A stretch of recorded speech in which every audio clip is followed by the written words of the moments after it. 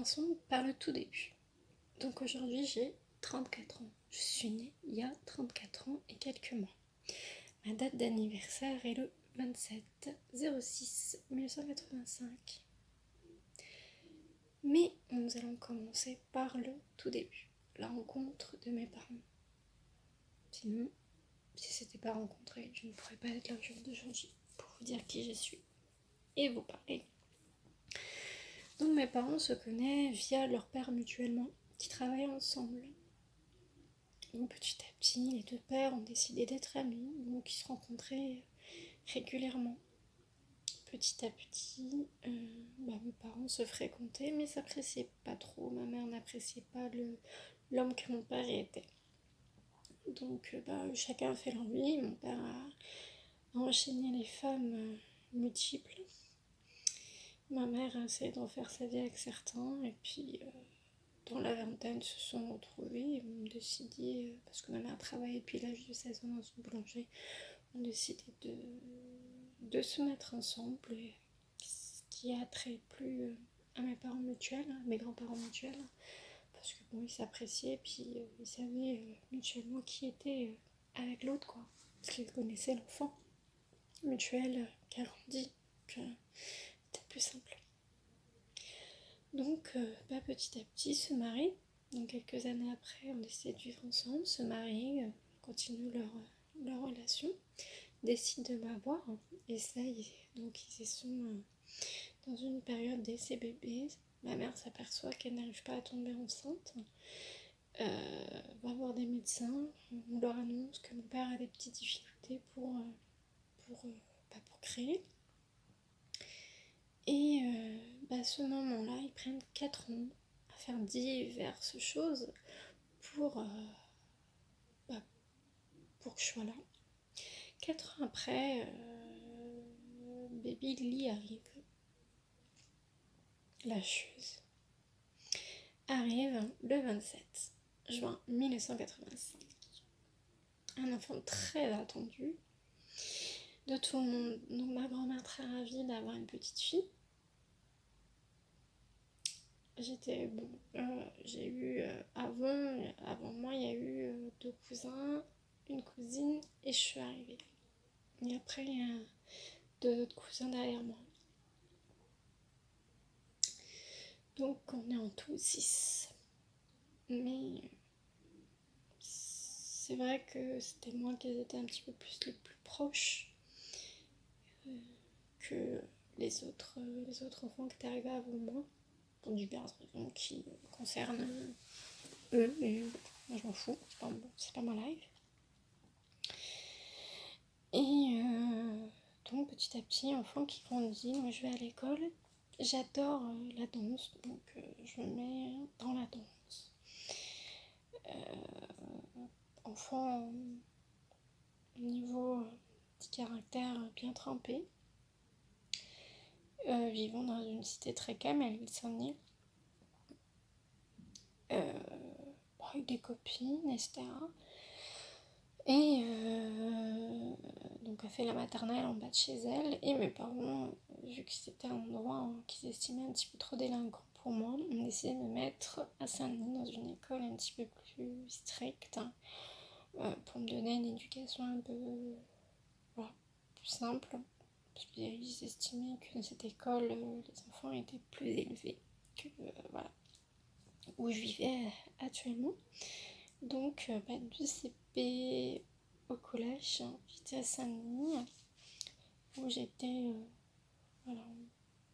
on apprenait certaines choses. Donc voilà.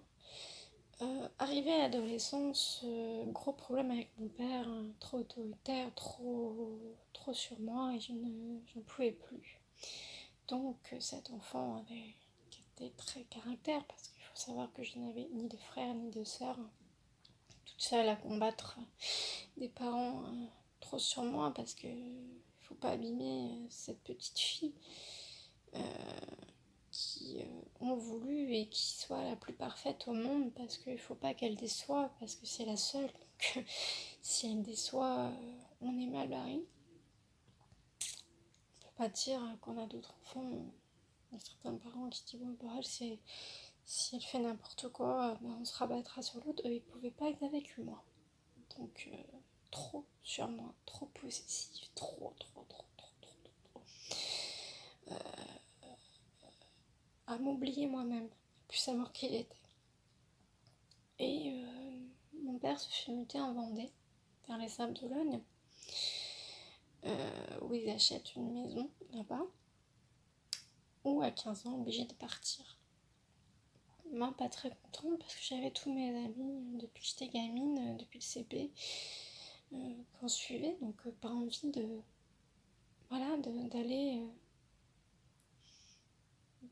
d'aller affronter la Vendée, le froid, le vent de Vendée, les gens, que je trouve une personnalité assez à part. Donc, en plus, arrivé en mi-d'année, je suis arrivée après Noël. J'ai fait Noël et puis j'ai fait mon entrée en janvier. Donc, au milieu d'année où pas tout le monde se connaît, tout le monde est copain, et toi t'arrives, la petite parisienne, surtout que t'es pas très appréciée, parisienne, ils aiment pas trop ça. Et ils me trouvaient un peu trop sapée, la parisienne, voilà. Par rapport à eux, très coquette, très machin déjà à cet âge-là, donc pas très appréciée parce que là-bas, faut être discret. Moi, je l'étais pas des masses. Donc, pas très appréciée de tout le monde. Donc, me dire, mais qu'est-ce que je fous là? Pleurer tous les soirs. Mes parents très heureux d'avoir déménagé, de nouvelles vies plus calmes, de la vie qu'ils avaient actuellement, etc. Donc, bah, tu fermais ta bouche. Et t'avais pas envie de décevoir, donc mais t'essayais de faire comprendre un petit peu que t'étais pas très heureuse dans ce contexte-là et que t'avais pas très envie d'être là. Donc enfant pas heureux, petite fille jeune femme qui ne sourit plus, qui s'oublie, qui ne sort plus, qui savait pas d'avoir des amis et qui se pose la question tout le temps, mais qu'est-ce que je fous là? Mais j'ai pas envie d'être là en fait. J'étais bien vite avant. Ma vie d'avant était mieux. Et j'arrivais pas à avoir des vrais amis en fait. Voilà, je faisais des connaissances, mais pour moi, c'est pas des amis. Je traînais avec eux pour m'emmerder toute seule. Mais pas envie d'être avec eux. Donc, mon caractère, ma mentalité, ma façon de vivre se dégradait. J'avais pas envie d'être là et ça me plaisait pas, cette vie. J'étais très malheureuse. Et donc, mon collège, je finis mon collège, j'allais en lycée. Je fais un CAP hôtellerie, pour travailler dans l'hôtellerie. De là, j'arrive à 18 ans. Et je regardais des photos, des vidéos sur l'ordinateur. Je me disais, envie de retourner à Paris, plus envie d'être là. Puis j'avais pas du tout, je m'entendais pas du tout avec mes parents. On s'en prenait la tête pour tout. Enfin, j'essayais de faire comprendre que j'étais pas bien, j'étais pas heureuse là, je voulais retourner à Paris, mais ils comprenaient rien. Ils étaient dans leur monde. Et mon bien-être, ils en avaient rien à péter, parce qu'ils ne voyaient même pas que cette petite fille à côté était malheureuse. Parce qu'ils étaient heureux.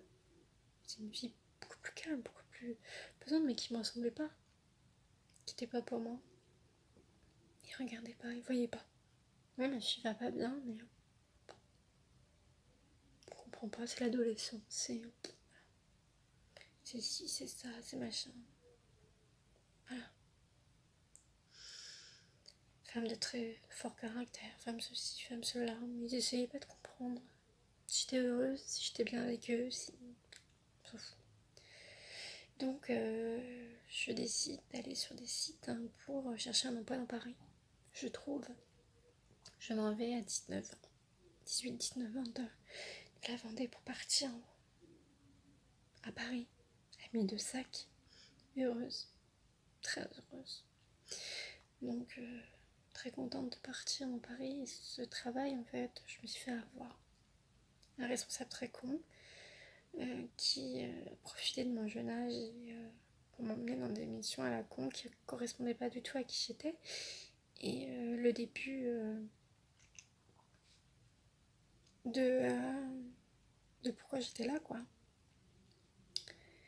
Donc, je me fais virer, je me retrouve sans travail, donc je vais aller vivre chez la meilleure amie de ma mère dans quelques mois, le temps de trouver un foyer de jeunes travailleurs, parce que mon 18-20 ans, c'est ce qu'on peut faire. Et de là,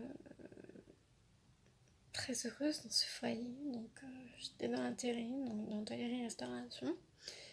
Je suis restée 3-4 ans dans des sites d'intérim. J'étais bien, j'ai pu découvrir plusieurs choses et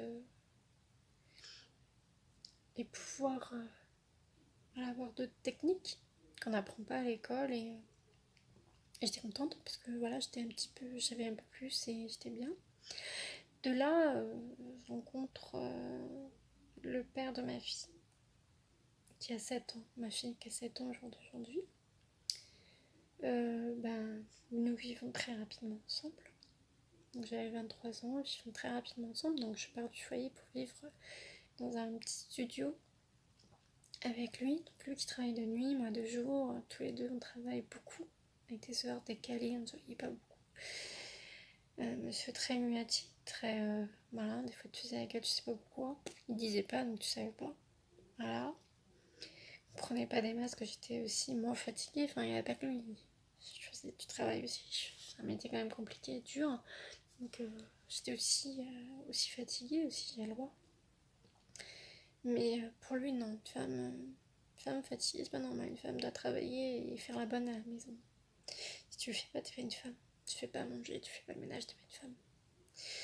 Bref, pour faire plaisir à mes parents, qui l'adoraient cet homme, je reste avec.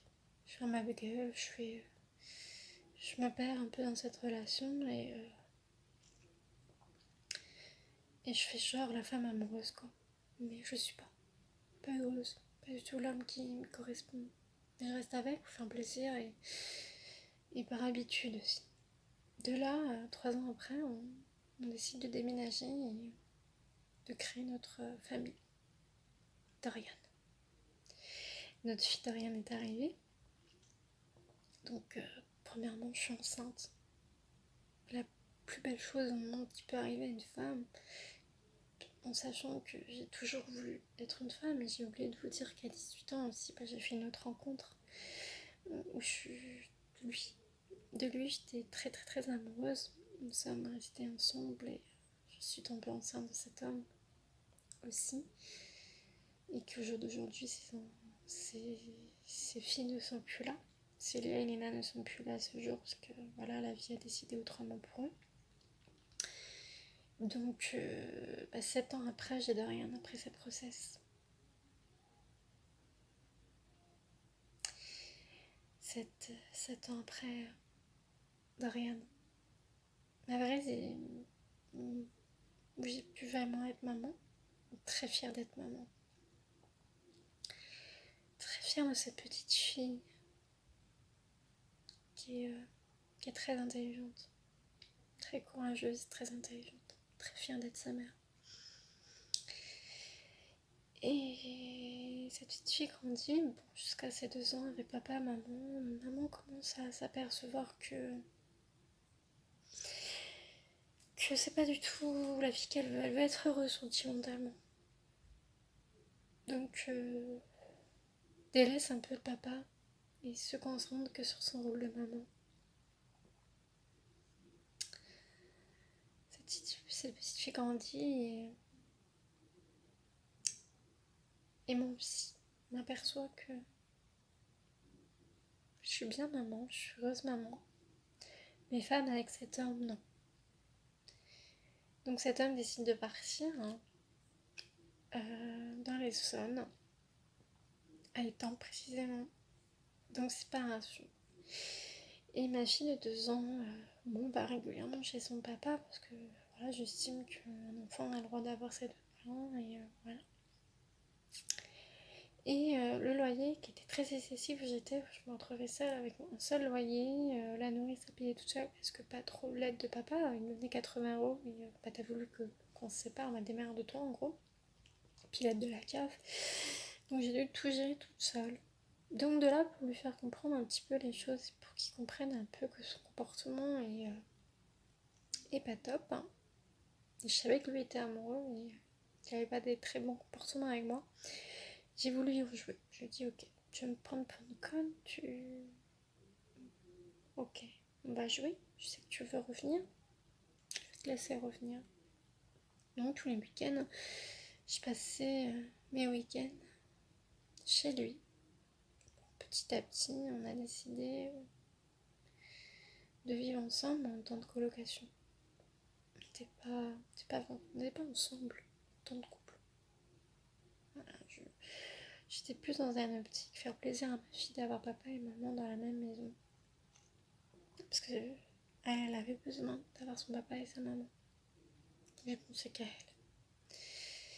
Mais bon, cette séparation, je suis tombée amoureuse d'un autre homme. Je suis restée très peu de temps avec lui, je suis restée 4 mois. En 4 mois, sous pilule, je suis tombée enceinte de mon fils, Kylian, aujourd'hui 4 ans, merveilleux aussi, adorable comme gamin. Très courageux aussi pour son parcours que je raconterai plus tard. Cette vidéo, mais plus tard, parce que pour le moment, on va passer par moi, puis après, je vous expliquerai un petit peu mes enfants, leur caractère, etc.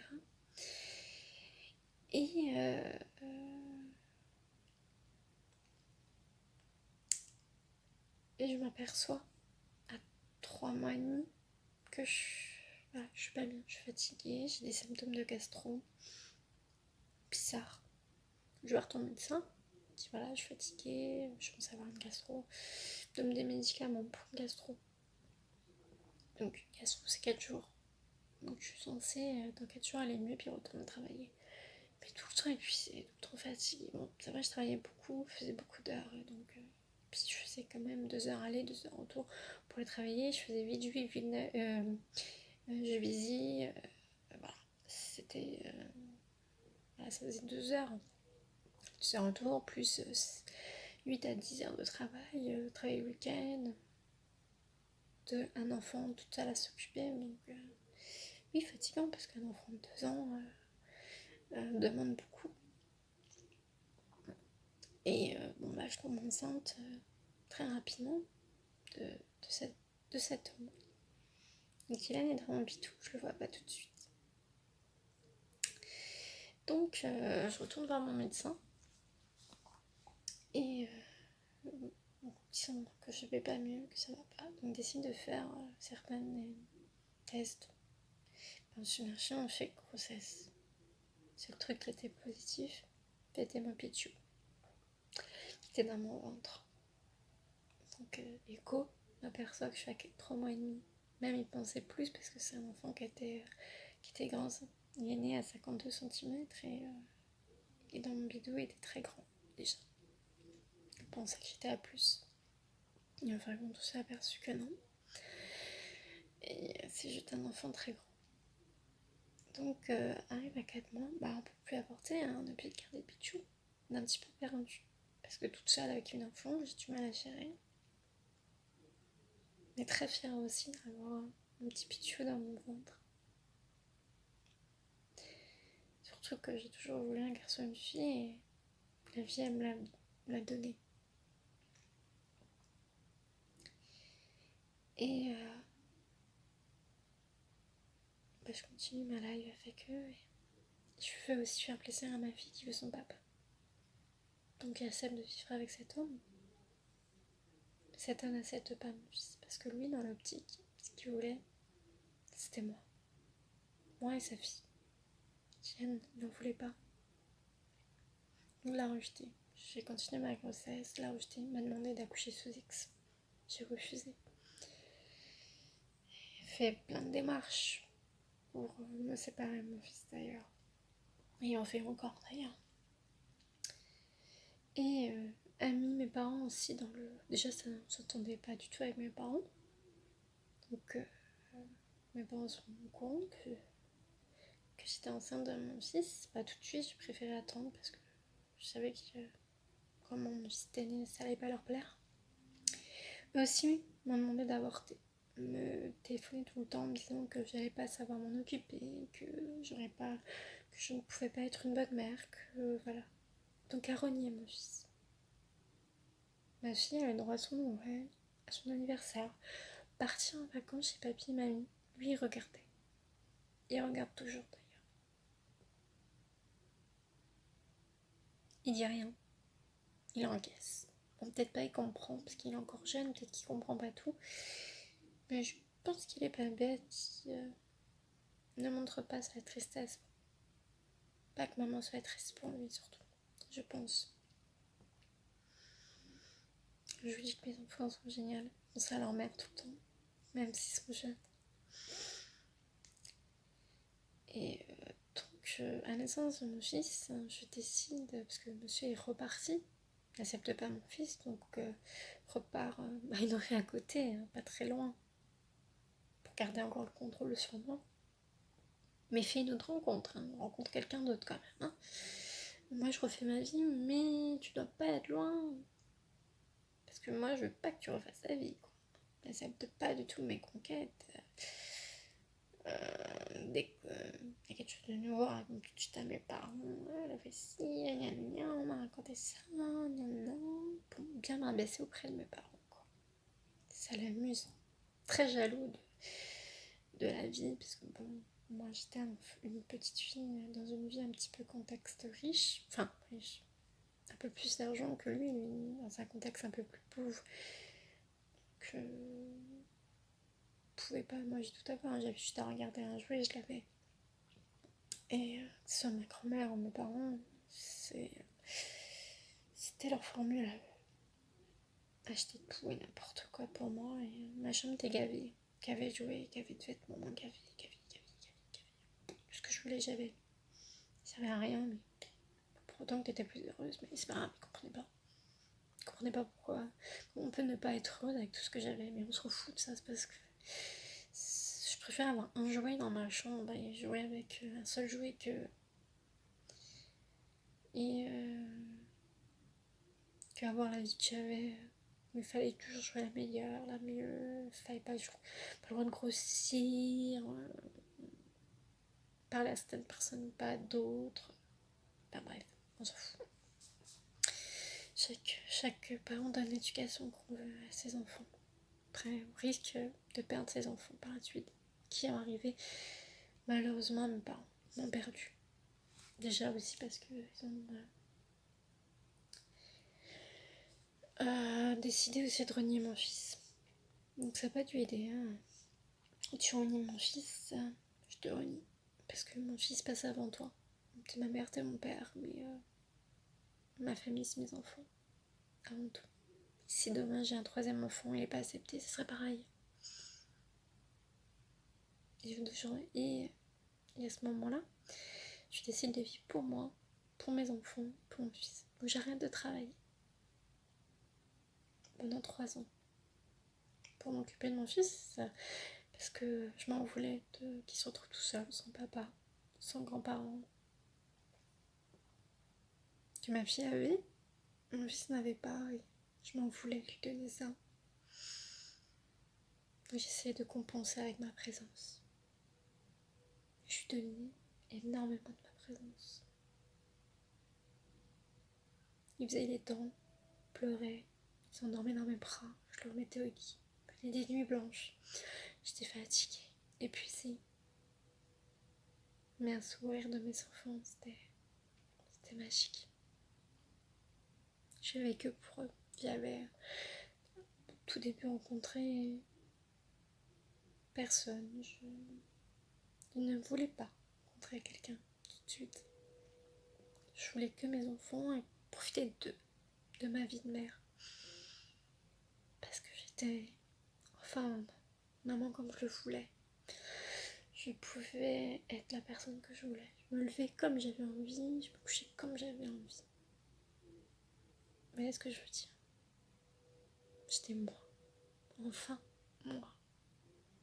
Parce que j'avais fait le choix les gens qui m'empêchaient d'être moi. Tayo. Partez. Partez. Restez pas. Et au jour d'aujourd'hui, je suis heureuse dans ma vie parce que tout ce que je fais, j'ai pu faire un boulot que j'aimais. Donc, j'ai déjà dit travailler dans la personne. Je travaille auprès des personnes, aider les gens dans leur vie tous les jours, être heureux. Même si c'est pas facile, hein, des fois, certaines choses quand on est dans le handicap, pour les personnes âgées, c'est pas tout le temps évident d'être heureux. Mais j'aime ce que je fais. J'aime me lever le matin, savoir que j'ai choisi ce que je voulais, me coucher le soir en me disant demain, ma vie sera meilleure. Et elle est toujours meilleure d'ailleurs parce que je fais les choix que je veux dans la vie. C'est une personne qui dirait que c'est pas les meilleurs, mais je m'en fous. Je suis heureuse dans ce que je fais. Je suis à mon compte, pas vraiment parce que je suis pas auto-entrepreneur, je suis au CESU, ils le savent quoi. Mais je choisis mes clients, je peux choisir ma vie quoi. Trop bien. Et donc là j'attends mon projet actuel. J'attends d'être plein de clients et d'avoir mon propre appartement. Acheter quoi. Pour moi et mes enfants. Voilà, je vous ai un petit peu raconté tout ce que je pensais. Si vous avez d'autres questions, n'hésitez pas à me les laisser en barre d'infos, en commentaire. Et de venir sur mon Instagram si vous avez des questions. Je prendrai le temps de répondre à tout le monde.